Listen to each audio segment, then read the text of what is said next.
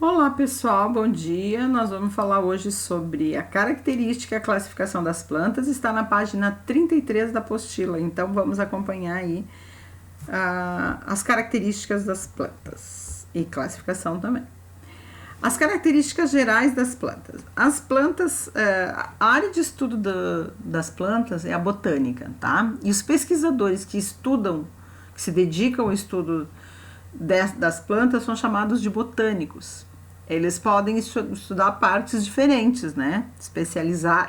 Eles podem se especializar de formas diferentes. Por exemplo, pode estudar a classificação delas, das plantas, que é a sistemática ou taxonomia. Pode estudar a forma delas, que é a morfologia, né? Estrutura e forma. Pode estudar a bioquímica dos elementos químicos que compõem a célula vegetal, entre outras, né? Tem especialistas aí em tipos de plantas, né? Ou plantas medicinais, enfim. As plantas, elas são agrupadas no reino Plantae ou no reino das plantas. Todas as plantas, elas são pluricelulares, autótrofas e a maioria apresenta clorofila. Alguém poderia me perguntar se a clorofila é responsável pela fotossíntese, como é que essa planta poderia sobreviver? Essa que não tem, né? A maioria eu falei que apresenta. Mas existem algumas plantas, por exemplo, cipó-chumbo é uma erva, é uma planta parasita, tá? Ele entra, né? Digamos que ele tem nas raízes dele, né? Ele fixa na planta hospedeira, da onde ele retira a seiva elaborada, o produto já da fotossíntese. Ele simplesmente vai lá e absorve, né? Então ele não faz fotossíntese, ele não tem clorofila, não é verde. Mas a maioria das plantas então são pluricelulares, autótrofas, porque elas produzem o próprio alimento, como a gente já falou, e apresentam a clorofila, que é o pigmento verde aí que é responsável pela fotossíntese. Além dos cloroplastos, as células das plantas apresentam estruturas no cloroplasto que tem a clorofila que vai fazer a fotossíntese, tá? Então, além dos cloroplastos, as células das plantas apresentam estruturas específicas, como parede celular ou celulósica, pode ser chamada de celulósica também, que reveste a membrana plasmática, dando uma proteção e sustentação à célula. Tem um vacúolo do suco celular bem desenvolvido, que pode armazenar várias substâncias, como água, além de atuar na digestão intracelular também. E aqui a gente vai ver um exemplo de célula vegetal que vocês já estudaram lá no 7º ano.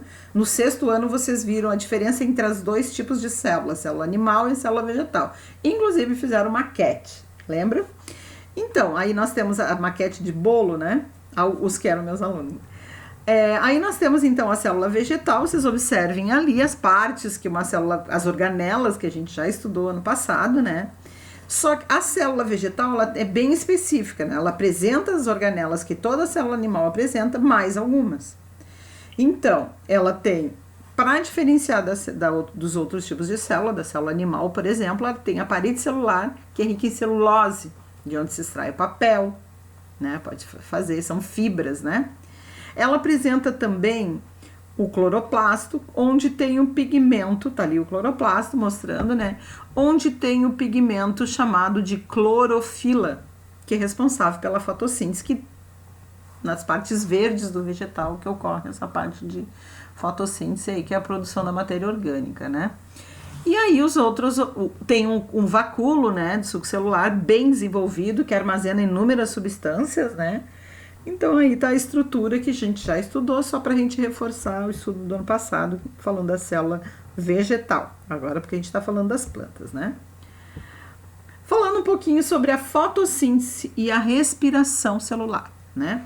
A fotossíntese e a respiração celular são processos que fornecem alimento, oxigênio e energia para os seres vivos, garantindo a realização dos seus processos vitais.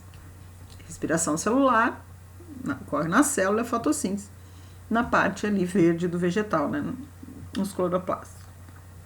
A fotossíntese ocorre nos cloroplastos e é realizada pelas plantas, pelas algas e pelas cianobactérias, né? As algas e as cianobactérias pertencem ao reino Monera, né? E as algas, a maioria, né, aí das algas pertence ao reino protoctista. Por meio da energia da luz solar, do dióxido de carbono, que é o CO2, e dos pigmentos fotossintéticos, né, fotossintetizantes, como a clorofila, a planta produz o seu próprio alimento, que é a glicose, e libera o oxigênio. A organela, que ocorre a fotossíntese, é o cloroplasto. A função que essa organela faz é a fotossíntese. Então, aqui nós temos uma reação que é uma reação química, né? Onde o dióxido de carbono, que é o CO2 gasoso, mais a água, vai na presença da luz solar também, né? Vai produzir a glicose sólida mais o oxigênio. Então, aqui nós temos uma equação química, né? Nessa reação química, nessa equação química aí, nós temos o dióxido de carbono, que é gasoso, mais a água, que é líquida, que são os reagentes, que nós já estudamos no ano passado também. Depois da seta, nós temos os produtos, que é a glicose na forma sólida e o oxigênio na forma gasosa, que é produzido também no processo de fotossíntese. Já a respiração celular, ela vai ocorrer em todas as células das plantas, na organela chamada de mitocôndria. Lembram do ano passado que a gente estudou que a mitocôndria é uma organela responsável pela respiração celular. Deixa eu ver aqui. Aqui, ó, mitocôndria, tá aqui, né, mostrando ali na imagem, responsável pela respiração celular. Então, nesse processo, a glicose é degradada, que essa glicose que foi lá produzida na fotossíntese é degradada na presença do oxigênio, liberando energia, e dióxido de carbono, que é o CO2, mais a água. Então, a organela responsável pela respiração celular é a mitocôndria, e a função que ela exerce é a respiração celular. Então, a glicose sólida mais o oxigênio G gasoso, esses são os reagentes, né, que vai produzir dióxido de carbono gasoso mais energia. Então, aí é a respiração celular que ocorre em todas as células da planta. Lembrando que o fotossíntese ocorre nas partes verdes, né? Podemos dizer ali, ó, que a glicose, né, o produto da fotossíntese é consumido no processo de respiração celular, né? E agora os grupos de plantas, né? Os grupos de plantas. O reino das plantas, ele é subdividido em categorias menores. Os principais grupos são as briófitas, as pteridófitas, as gimnospermas e as angiospermas. Esses grupos estão relacionados à evolução das plantas, nas mais diversas condições ambientais e tipos de interações com outros seres vivos. Então, assim, os principais critérios para essa classificação são a existência de tecidos vasculares, ou seja, tecidos que transportam água e nutrientes, e a presença de órgãos vegetativos específicos como flores, frutos e sementes. Então, os critérios que estabeleceram para a classificação dos vegetais foi a presença dos vasos para conduzir a seiva. Temos os vasos lenhosos, vasos liberianos, que os vasos lenhosos produzem a seiva bruta, os liberianos a seiva elaborada. A seiva bruta é a água e sais minerais, e a seiva elaborada é o produto da fotossíntese, no caso, a glicose. E também a presença aí dos órgãos vegetativos específicos, como flores, frutos e sementes. Então, o critério para classificar briófita, pteridófita, gimnospermas e angiospermas, que a gente já vai estudar, seriam a presença dos vasos e a presença aí dos órgãos como flor, fruto e semente. Falando um pouquinho então das briófitas. As briófitas, mais conhecidas como musgos, elas são musgos, mostrando aqui a imagem, ó, os exemplos de briófitas, musgos, né, antóceros e hepáticas. O musgo é o mais comum, é aquele que forma aquele tapetinho no solo, né? As briófitas, elas são avasculares, isto é, elas não têm vasos condutores de seiva. São espécies também chamadas de espécies pioneiras. O que significa isso, espécies pioneiras?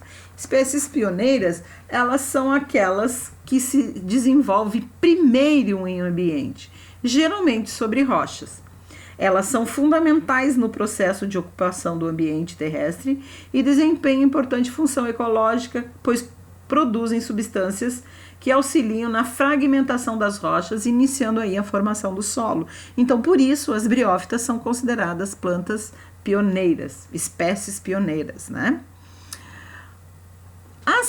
Como eu falei, as briófitas, elas não apresentam vasos condutores de seiva, elas são avasculares.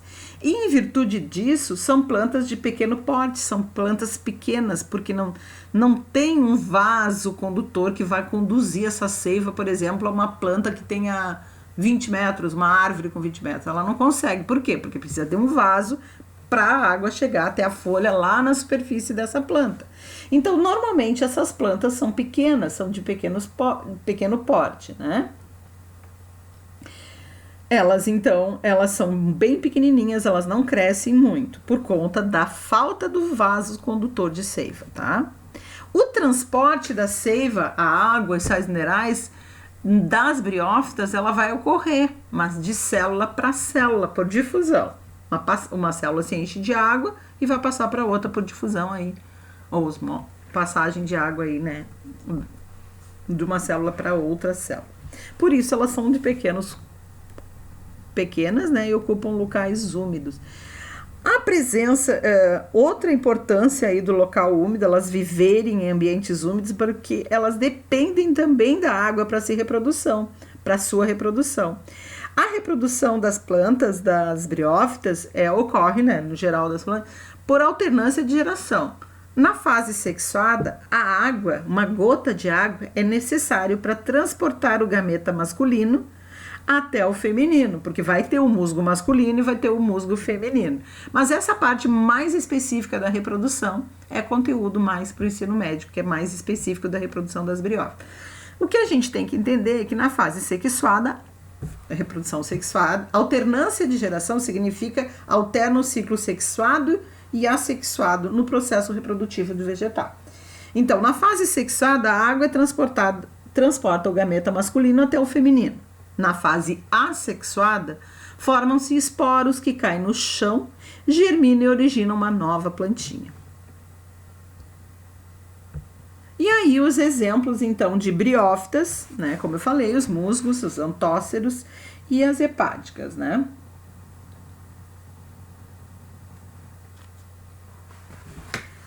Agora, então, nós falando um pouquinho aqui sobre as pteridófitas. As pteridófitas são plantas um pouquinho mais evoluídas que as briófitas. Aqui já nós temos os exemplos, a samambaia, xaxim, cavalinhas, avencas, etc. A presença dos vasos condutores possibilita que tenham um porte maior, são maiores, então, e colonizam diferentes ambientes também. Então, aqui já aparece pela primeira vez nos vegetais, na escala evolutiva dos vegetais, a presença dos vasos condutores de seiva. Então, as briófitas não têm, mas as pteridófitas têm vasos condutores de seiva. O ciclo reprodutivo das pteridófitas é também de alternância de geração. Na fase assexuada, esporos são produzidos nos soros e germinam em solo úmido e originam o prótalo. Na fase sexuada, o prótalo forma-se estruturas produtoras, lá no prótalo vão formar essas estruturas produtoras de gametas masculinos e femininos. Na presença da água, o gameta masculino é transportado até o feminino. Ele se une e forma uma nova planta. Aí mostrando o que eu falei anteriormente, né? Então, os soros, alguns de vocês já devem ter visto, embaixo, aqui tá as plantas, né? Os exemplos de pteridófita, a samambaia, a cavalinha, o xaxim e a avenca. Pode observar que o xaxim já é uma planta maior, né? De grande porte já. Não tão grande, mas já bem maior que as briófitas. Então, na parte inferior das samambaias, é comum a gente encontrar esses carocinhos, essas bolinhas aí, tem gente até que tira. Isso aí se chama soros, tá? Nos soros que são geralmente esféricos, né? E vão aumentando, e dentro dele vai ser produzido os esporos, que seria uma espécie de um pozinho. Esse esporo, ele vai entrar em contato com o solo, germina, né? Se tiver condições adequadas, logicamente, se estiver num solo úmido, ele vai germinar e originar uma estrutura bem pequena e delicada de formato de coração, o prótalo, né? O prótalo, então, ele tem aquele formato de coração e ele vai produzir o gameta masculino e o gameta feminino. Então, formam as estruturas produtoras do gameta, o arquegônio e o anterídeo. E esses dois vão produzir, o arquegônio vai produzir a oosfera e o anterídeo vai produzir o anterozoide, que é a célula reprodutora, que vão se encontrar ali e vão formar uma nova plantinha. As pteridófitas têm grande importância ecológica na manutenção da umidade do solo e por servir de abrigo e alimento para várias espécies de insetos e outras espécies de animais como aranhas e centopeias. Então, a importância ecológica aí das pteridófitas. E exemplo das pteridófitas, como eu já falei, samambaia, cavalinho, xaxim, avencas, né? Agora vamos falar um pouquinho de uma outra planta, as gimnospermas, exemplos de plantas. Exemplo, pinheiro, cedro, sequoia, ciprestes, entre outros, tá? Aqui também, como já apareceu lá nas pteridófitas, apresentam vasos condutores de seiva, por isso formam árvores de grande porte. Nas briófitas não tem raiz, não tem folha e não tem caule verdadeiro. Lá nas briófitas, elas vão ter estruturas parecidas, semelhantes, mas não é. Elas vão ter rizoide, cauloide e filóide. Nas pteridófitas, elas já vão apresentar um rizoma, tá? Apresentam um caule horizontal, né? Que é geralmente subterrâneo, que a gente chama de rizoma. Não tem flor, não tem fruto e não tem semente. Nem nas briófitas, não apresentam nem flor, nem fruto, nem semente. Aqui nas gimnospermas já vai apresentar, vai aparecer a semente, porém ainda não tem fruto, certo? Então, uma das principais características aí das gimnospermas, elas apresentam vasos condutores, são árvores de grande porte, elas apresentam sementes, então são os primeiros grupos de plantas a apresentar semente, mas essas sementes são nuas, que a gente diz, são expostas, sementes nuas. Gímeno significa nu, esperma vem de semente, então sementes expostas, sementes nuas. A reprodução ocorre também por alternância de gerações. Na fase assexuada ocorre a produção do esporo, que ficam protegidos nos estróbilos masculinos e femininos. Na sexuada formam os gametas. O grão de pólen abriga em seu interior o gameta masculino, transportado pelo vento, que é uma polinização que a gente chama por animofilia, até o estróbilo feminino, para que ocorra a fecundação. Os estróbilos formados são protegidos pelas sementes que não têm frutos. Aqui as principais plantas de gimnospermas, o pinheiro, né, os pinheiros, como pinos, o cipreste, que é aquela ali, que é muito comum em jardins, né? As cicadáceas, na região da serra é muito comum a gente encontrar esse tipo de plantas. E as sequoias, que não encontramos no hemisfério, só no hemisfério norte, como a gente viu lá nos biomas, né? No parque das sequoias, né? Continuando então. Aqui nós temos um exemplo de uma gimnosperma comum na nossa região, mais na região serrana também, Lages, né, naquela região. O pinheiro do Paraná, ou também chamada de Araucária angustifolia. O nome comum é pinheiro do Paraná. A Araucária angustifolia é uma planta, né? É uma árvore de grande porte, do grupo das coníferas, gimnospermas também são chamados de coníferas, né? Elas, em vez de flores coloridas, elas apresentam uma estrutura chamada de estróbilo.